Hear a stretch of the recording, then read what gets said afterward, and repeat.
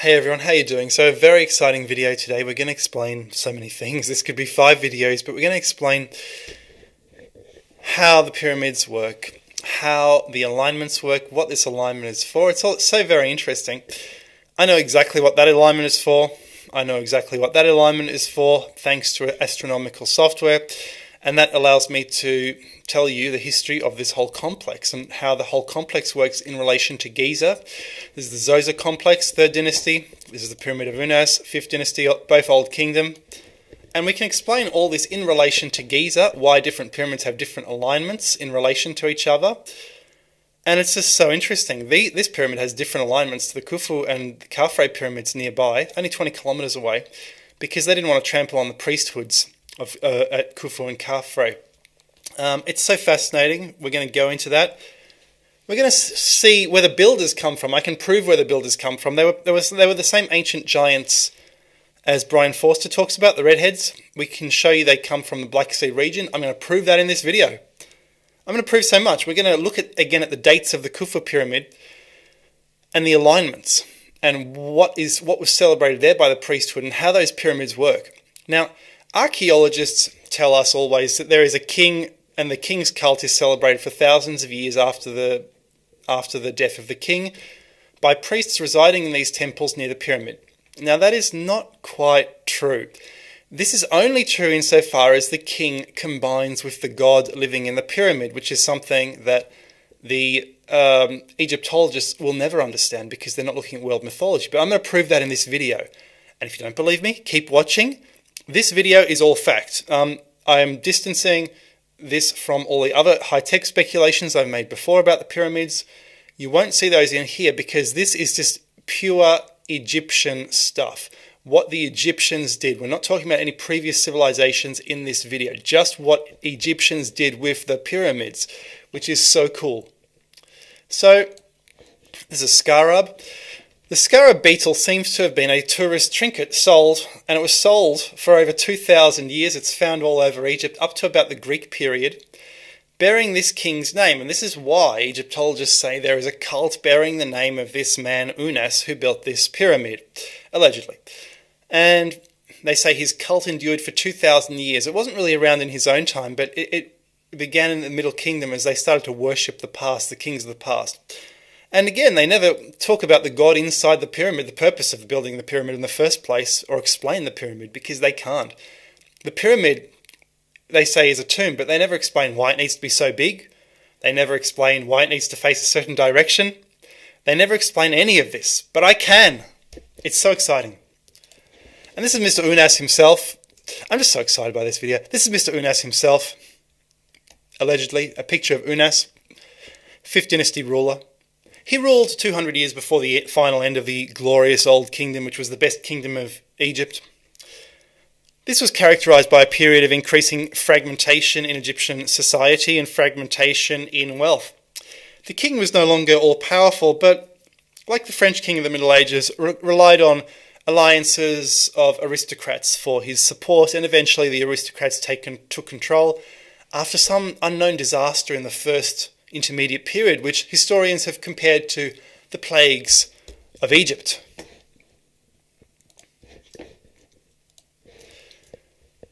And here we see the pyramid of Unas in relation to the pyramid of Giza. Most fascinating indeed. 3rd dynasty Chinese-like pyramid facing north-south in its complex. Here we have a 4th dynasty east-west facing pyramid with the causeway jutting off to the rising sun. And that will be all important, as we shall show you. The interior of the pyramid of Unas, one of the first pyramids entered in 1877, found to contain writing. Before that, it was thought that no pyramids ever contained any writing. This one does. And this is the glorious causeway leading up to the pyramid of Unas and to the valley temple below. And it faces the rising sun. But as we saw, it's 2 different directions. This is because I believe the priests wish to expand their power. They wish to celebrate an additional 2 festivals in the year. You can only celebrate 2 festivals with one alignment. It points to 2 different rising suns. But if you add another alignment, and that's why the causeway is crooked, you get double the revenue, don't you? You can double the size of your temple. And this is what I believe the causeway was for. Because it was for celebrating the rising sun, you'd see the sun rising along this, and you'd see the sun in that direction perhaps, because that's what it's facing, away from the pyramid. And the priest would walk along this causeway to the rising sun, and then back again, looking at their shadows.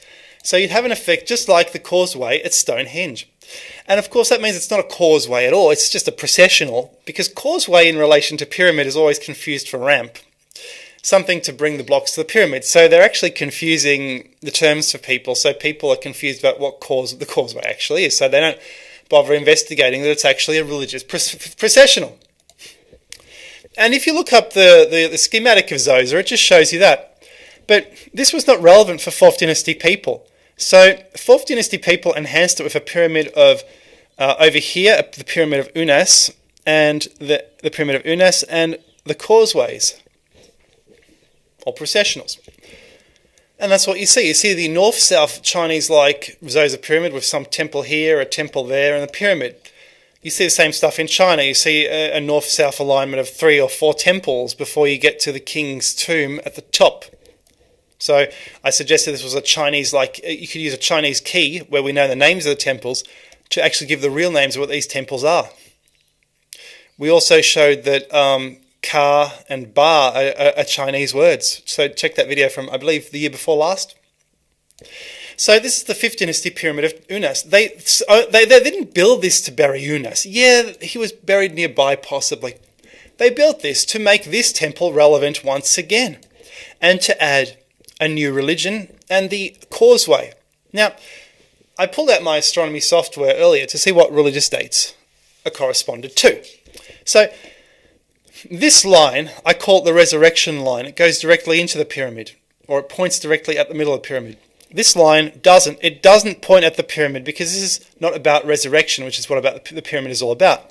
It is about abundance. I call it the abundance line, and I've named these lines based on the dates they point to, and I can prove this 100%. This is not up for debate, I don't think. It's fact. I'm just telling you pure fact, and you'll see in a moment. So the first line here, which I call the resurrection line, you're not going to believe this. So for starters, it points to 14th September, which is when the Nile starts to swell. So it's for the resurrection of the Nile. It also points to 27 March. 27 March is Palm Sunday. It is dead on 27 March. So essentially, yes, there was a figure, I guess, before Jesus, and much of what we learn in Christianity is, in fact, an earlier religion, which was applied to a guy who was around in the 1st century. And then, suddenly, the dating of Christianity was shifted forward to the 1st century, but it seems to be a much older religion. And why not? You see crosses going back in Stone Age tombs. Palm Sunday, and the beginning of the swelling of the Nile, resurrection of the God in here. And we'll prove that there's a God living in there. It's not the Pharaoh. The Pharaoh merged with the God, but it's not the Pharaoh. The archaeologists are wrong. Now, the line of abundance. I pull out software once again. 22 Feb. You look up 22 Feb. The Egyptians still worship the sun on the 22 Feb. It's called the Sun Festival. The other date, 20 October, it's also the Sun Festival. Now, there's a date around that, which is the tradition of the birth of Muhammad. He was born on the 28th of October. So we have the Sun Festival, and we have the birth of Muhammad on a similar date. There's actually 2 festivals in October, the Sun Festival, and there's another festival, which is quite interesting. Here's the Sun Festival. So the Sun Festival at Abu Simbel, it's a biennial event, February and October. That's what that line is celebrating. And it's all about abundance, because it's all about the abundance of the sun. So that's the line of abundance, human endeavour and natural phenomena. Now, this happens at Abu Simbel. So we can look at the Abu Simbel example to explain what's happening at the Pyramid of Unas. So it says here, it's a biennial event. On 2 days of the year, the central chamber of the temple is illuminated by the sun. For a short period of time, the sun aligns perfectly to illuminate the inner sanctum of the normally dark interior. Clever architecture means that the temple's inner statues of Ra, the sun god, and Amun, the king of the gods, are illuminated. Only Ptah, the god of darkness, remains in the shadow. The event has been taking place for over 2,300 years. And that's fascinating. That is just fascinating. Now, there's another festival which takes place at the same time, and it may be related, the Opet festival. And this is ancient Oktoberfest. It was an ancient Egyptian festival celebrated in Thebes, Luxor, during the New Kingdom and later periods. The statues of the deities of the Theban triad. Now, this is why we have the birth of Muhammad at this time.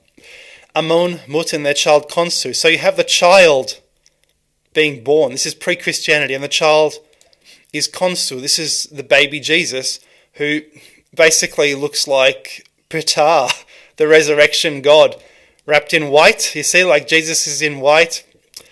There's the moon. Islam takes its inspiration from, I suppose, the moon, because there were before Islam there were moon gods. That's very interesting. Aya. See, his name, he's called Aya in Egyptian. The moon is Aya, so that's Jesus. And that's fascinating. The embracer, pathfinder, defender, depicted as a mummy, so he's wrapped up. He's got the crook and fail, so he's a good shepherd, you see. And it all comes from this. But that's for another video. So the Opet festival is very interesting. The highlight was the meeting of Amun-Ra in Karnak and the god of Amun in Luxor. So what they did was, there was a procession. There was a sacred bark they carried. A bark or ark is the same word. So that's why in the Bible, the Ark of the Covenant and the Ark of Noah is the same word. Because they would carry a ship or they would carry a box. So it was carried from the temple of Amun in Karnak to the temple of Luxor, a journey of more than 1 mile, in a martial celebration, okay? And it looks something like that. Can you imagine how spectacular that would have been? A glorious festival welcoming summer, and that's what it was. It was welcoming abundance. So this happened on the line of abundance here. That's what was celebrated. So this priesthood very cleverly changed this to celebrate 4 festivals. So we've just explained what that line is for. Archaeologists don't know. You do. And it continues. We saw there's also a festival of the Nile. The festival of the Nile is also around just before this time as the Nile begins to swell. It's abundance, but that's more the resurrection line we showed you. Now, I said the God lives in the mountain. This is a mountain people which went to Egypt, and they brought their mountains with them. Now, there's something that says if the mountain will not come to Muhammad, Muhammad must go to the mountain. Well, it looks like the mountain came to Muhammad in Egypt. And that could be the origin of that phrase. It could have been a phrase taught to children as to the meaning of the pyramids. So you look up the article on sacred mountains, right? And you will find every single sacred mountain is associated with gods or the home of the gods. It's never the home of the kings or the burial of kings. And that is the clue to what pyramids are. It's a home for a god. So, for example, Mount Meru is a cosmic mountain which was described to be one of the highest places on Earth in the centre of all creation. Now, this is why pyramids must align to north-east, south-west in order to be centred. That's the reason. They must align to north-east, south-west to follow the axis mundi religion.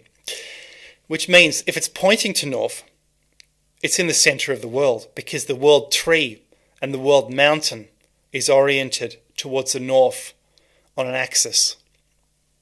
Now it says here in the Hindu religion it's believed that Meru is the home to the god Brahma, who is believed to be the father of the human race, and all the demigods produced afterwards. Okay, so that means all creation stems from the mountain at the centre of the world, and it flows in an outward direction. And now we're starting to see one of the purposes of Giza. They had to bring this to Egypt because they didn't have this in Egypt. They had to build it. Indian cosmology believes that the sun, moon and stars all revolve around Mount Meru. That means all the sun, moon and stars are revolving around the Great Pyramid. Folklore suggests the mountain rose up from the ground, piercing the heavens, giving it the monkier navel of the universe. And do you see, that's why the pyramid is in the center at the same time at the border of the sector-shaped land of Lower Egypt. So it's bisecting Egypt. It had to be in the center because according to the mountain religion, the mountain is the center of all creation. And the other thing is that it's the home to the god Brahma who created man. And we see the same thing at Giza. You'll see. That's the north-south aligned mountain religion at the center of all creation, surrounded by Jormungandr, the world snake, and water. And this is creating all the time. And here we see the world tree on top of world mountain. So the Yggdrasil, or the world tree, must be on the world mountain, on top of a mountain.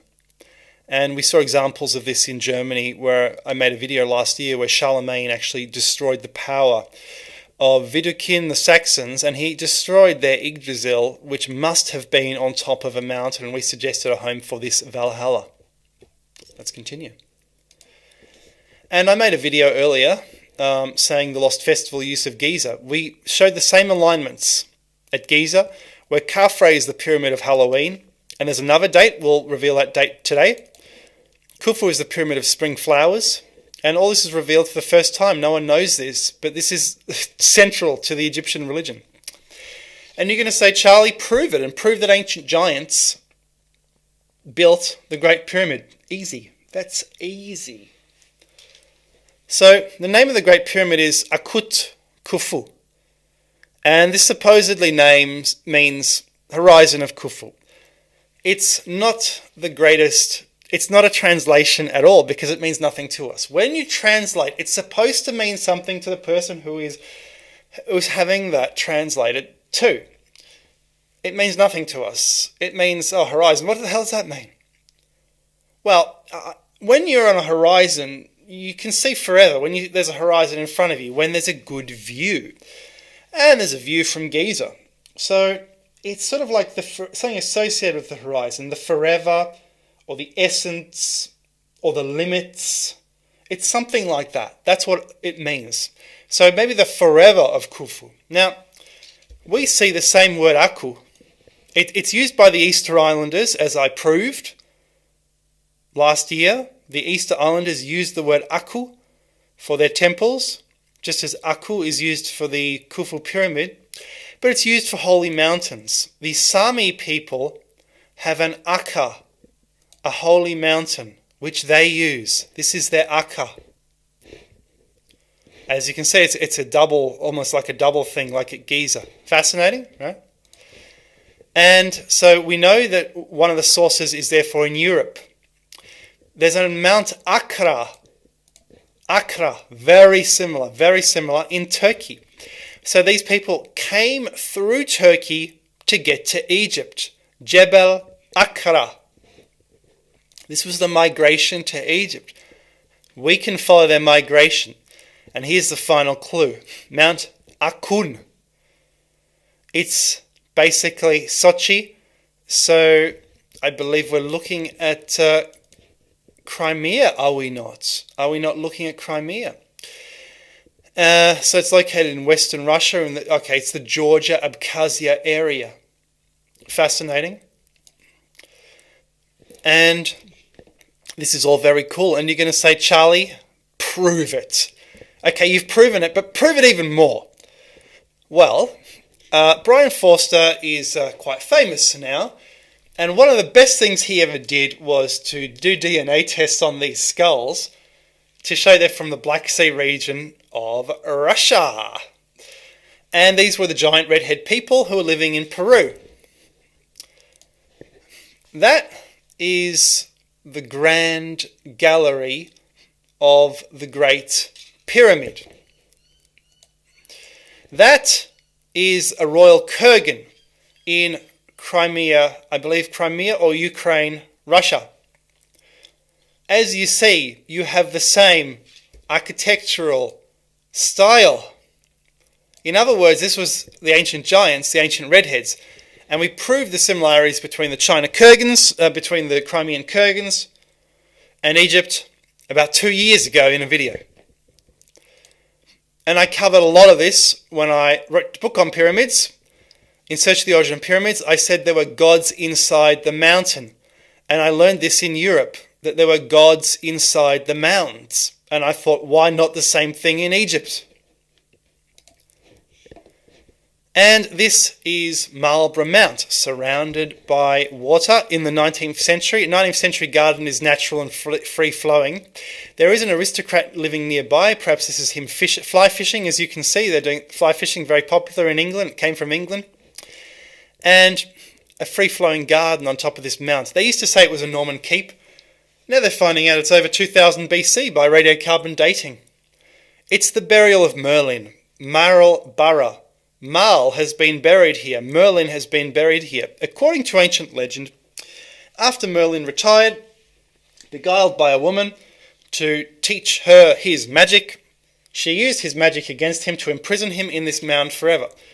But he never died. Oh no, he never died. And this is the link between Britain and ancient Egypt. He lives forever in this mound. He's just trapped, sleeping. That is the Marlborough Mount today, and by synchronicity, he's trapped by the female as well, sort of proving that that's his mount because it's a girls' school. And the girls' school surrounds the mount, which is weird.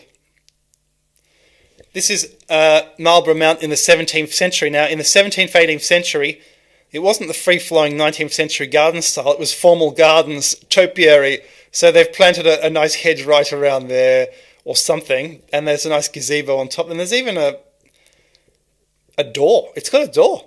That's fascinating. Rural curiosity. You can say that again. And we see the same thing at Avebury, because at Avebury you have Silbury Hill, and this is probably the burial of King Arthur. Because King Arthur was buried at Avalon, so we have Avebury. So Avalon, this is the biggest hill in England. So this would be for the greatest king of England ever. And this is something the ancient pre-Celts did. They did the same thing in Poland. They built huge mounds for their kings, right? And these kings are mythical, god-like people. They're gods, right? So this is Sil. Now Sil is the god of the water as well. And there is a depression around it where water could flow.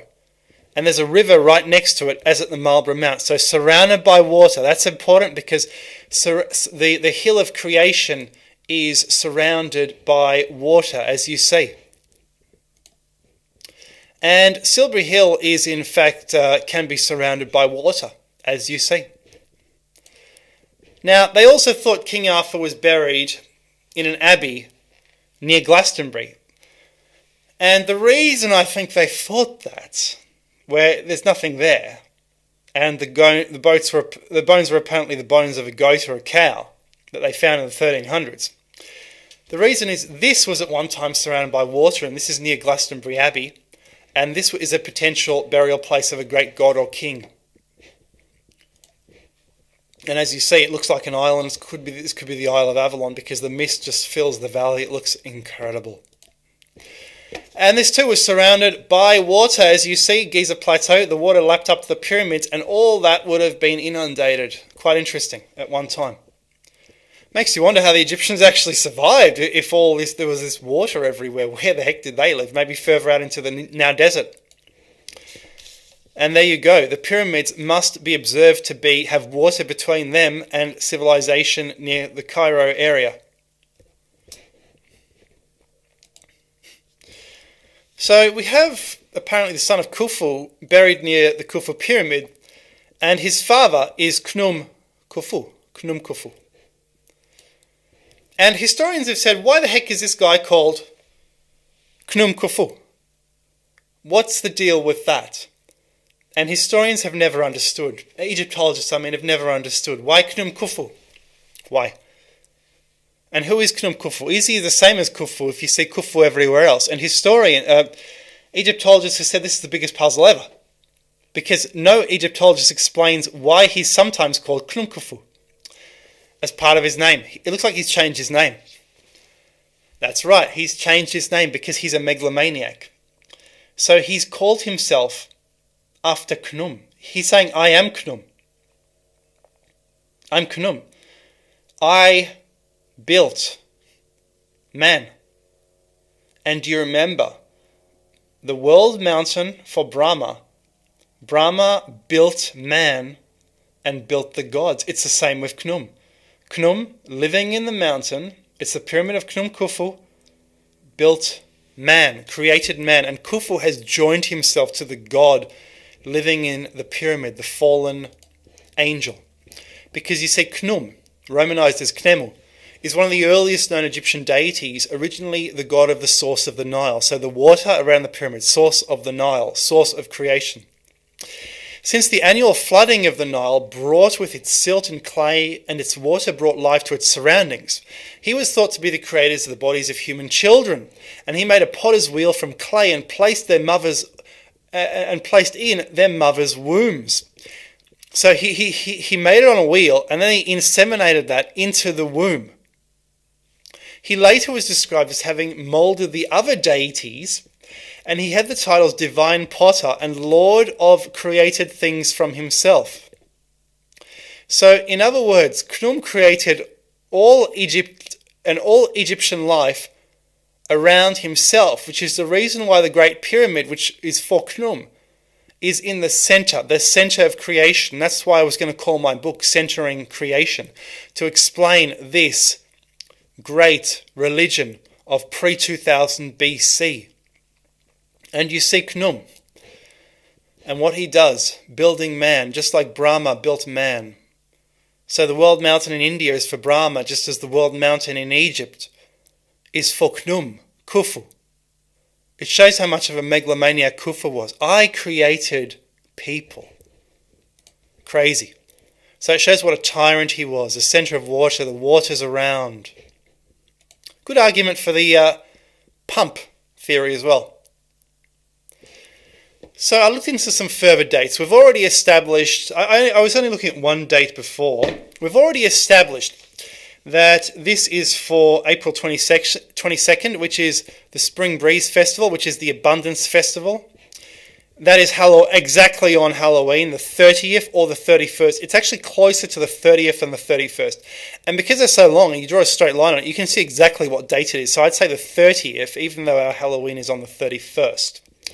So probably the end of a lunar month, just after the lunar month. So lunar month is always 29 days. And that, of course, is just the equinoxes, 2 equinoxes a year, in which day and night are equal. So during the equinox, it's sort of a bit similar to Halloween. Halloween is feasting with the dead.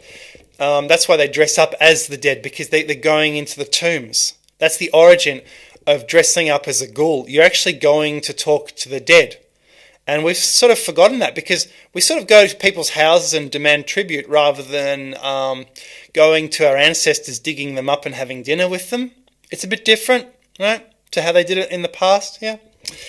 And of course the equinoxes, day and night, are equal. So the world is balanced, so it's perfectly balanced towards the royal east. Now, we have something funny going on here as well, quite interesting. That tomb has shafts and internal components, internal chambers. It's a womb. It's a woman. That tomb doesn't. That tomb is the baby. That is Mary. That is Joseph. That is Jesus, pre-Jesus. And the reason for that is this is the tallest pyramid, because although it's smaller than that one, it's on a higher elevation. So they made this taller than the woman. This has no womb. This has no womb. This has shafts going down, star shafts going down like fallopian tubes to 2 different wombs inside the pyramid. The king's chamber and the queen's chamber. In other words, twins are being born in 2 different wombs inside the pyramid. Twins. And of course, this is like Romulus and Remus. This is the twins that founded the world, that founded the religion, that founded the empire. Jesus, apparently, according to tradition, had a twin, was supposed to have a twin, even though that twin has nothing to do with the tradition of Christianity. except as perhaps a doubting Thomas. And isn't that fascinating? The twin has no role, but he's there. Why put him there in the first place if he has no role? It shows you there was a role in the earlier religion for twins. So the woman, the man, the child. Very interesting. Now let's get into the further dating of this. You won't believe this. So that points to Spring Breeze Festival. It points dead on to August 19th. Catholics will tell me, if there are any Catholics anymore, what that is. That is the Transfiguration. The Transfiguration is when Jesus hopped on the mountain and started changing colours. I've proven in earlier videos that this is the Samaritan prophet, possibly, who took his followers up the mountain before Pontius Pilate arrived on horses and slew him in real life. Not in the Bible, in real life. This is a historical document, you could say, in Josephus. I'll write a book on this, The Historical Jesus. But he changed colours and he was glowing and the people were amazed. So he was transforming. So he was reflecting his abundance. He was shining. He wasn't being resurrected. He was shining. So this is abundance. So the Pyramid of Khufu is built on for abundance. Pyramid of Khafre, we've seen that points dead on to Halloween. So what else does it point to? It points to February the 15th, dead on. February 15th is an Egyptian ceremony for the entrance of Jesus into the temple. He was taken into the temple according in his childhood by Mother Mary. There are other Gospels which tell of Jesus going into the temple as a child and teaching the people. And they go into some detail. Many of these Gospels remained in Egypt. They're Egyptian Gospels. So this is Jesus entering the temple. So that's an abundance line. That's very interesting. But you'll notice the dates are kind of different dates. These dates, we don't see a Feb 22. That's an April 22, August 19th. That's a Feb 15th, Feb 15th, August 31st. These are different dates to what we find at Unas 20 kilometers away, which means these priests and the Unas priests did not want to tread on each other's turf, on each other's toes. And that can explain what is going on with the causeways. That is so cool. That is so amazing. Entrance into the temple and Halloween. So this priesthood lived here for millennia thereafter, and they celebrated the abundance and they celebrated all of this. Now you'll notice it's going towards the Sphinx, which means the Sphinx is associated with, of course, the Halloween and the entrance into the temple. Somehow. Very interesting. And of course, the Sun Festival, this is the Smelling the Breeze Festival of Khufu. It dates back to ancient Egypt, 2700 BC, but I believe they don't know about it in relation to the Great Pyramid, but they know it was celebrated around this time, and there were festivals from Egyptian texts. And it was called Shamo.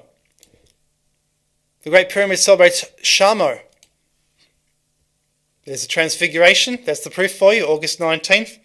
That's the other thing that Khufu does. The Transfiguration of Jesus on the mountain. I hope you've enjoyed this explanation and insight as to what pyramids are, what they're for, why they are at the center of creation as World Mountain. Check out my book if you want greater detail in the investigative process that led me to this deduction on Amazon. Stay tuned for more discoveries.